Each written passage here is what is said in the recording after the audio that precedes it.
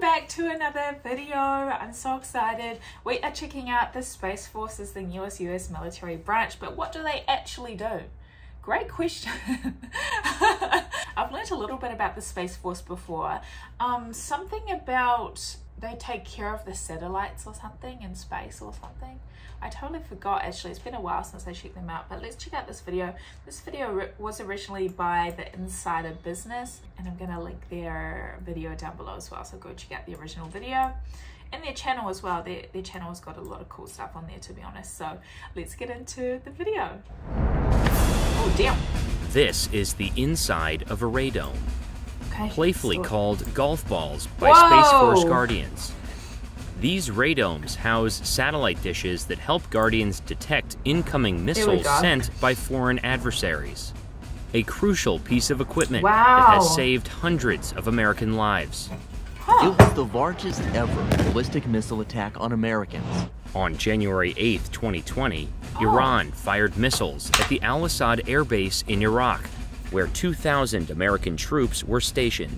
Our troops right here at Buckley were able to detect the missiles and then report the specific areas at risk at Al-Assad and afford the troops on the ground the opportunity to escape and get out of the way. And as a result, nobody died. Since its inception in 2019, the United States Space Force has quickly become a crucial component of the U.S. military. But many Americans still don't understand what exactly this branch does.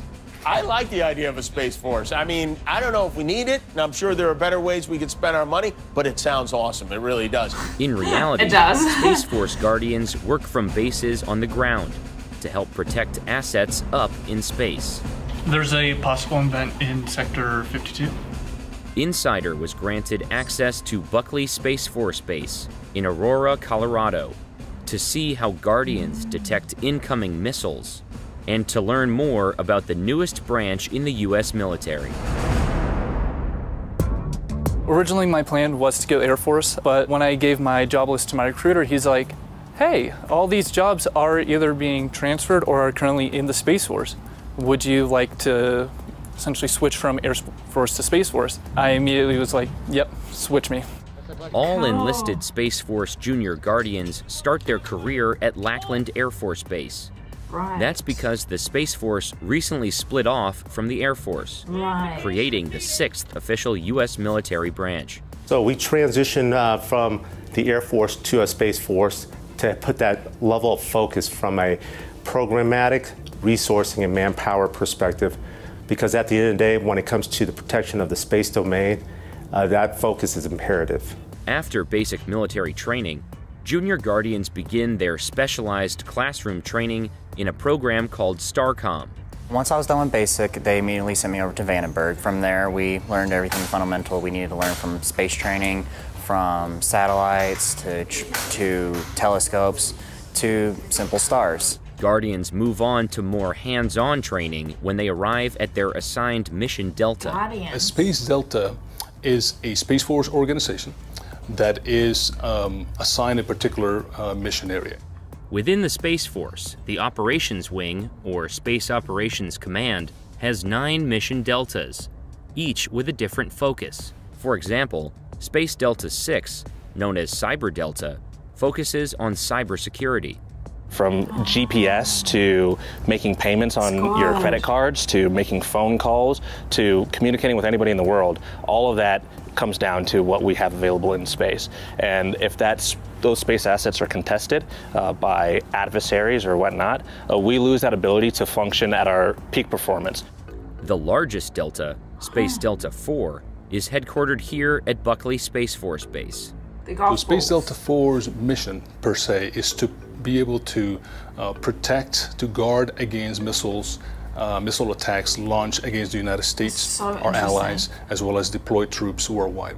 At Buckley, Junior Guardians do on-the-job training for 3 months in a mission management course. And we'll just drill them with different experiences, different lessons, and we'll have them conduct operations on the simulator. The simulator at Buckley uses real-life scenarios to train Guardians. Due to the sensitive nature of the mission, we were not permitted to film the screens, which could reveal top-secret areas of interest. but we were allowed to document a training session from an approved vantage point. There is a possible vent in Sector 52. We are being trained to be the first line of defense. We are learning how to correctly and accurately collect and identify the systems any of our adversaries could be throwing at us.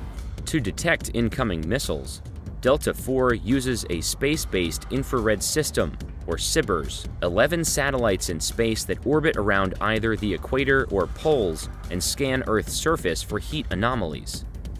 That infrared data is sent down from the satellites to these giant radomes, which house satellite dishes that are strategically pointed at areas of interest around the world. Infrared data is presented in a way on our display panels, if you will. Missile launch confirmed. Impact area located in Sector 42. Junior Guardians call authorities to inform them of possible events, so they can alert the targeted areas. 52. How copy? This is Vortex out. There's a lot of pressure, but they also teach us how to do it correctly and as calmly as possible.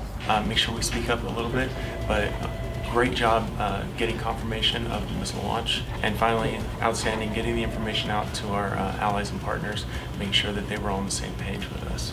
Do you guys have any questions? After Junior Guardians have finished their mission management training, they can begin their job on the operations floor. Due to the operations floor's 24/7 active role in missile detection, cameras are rarely allowed.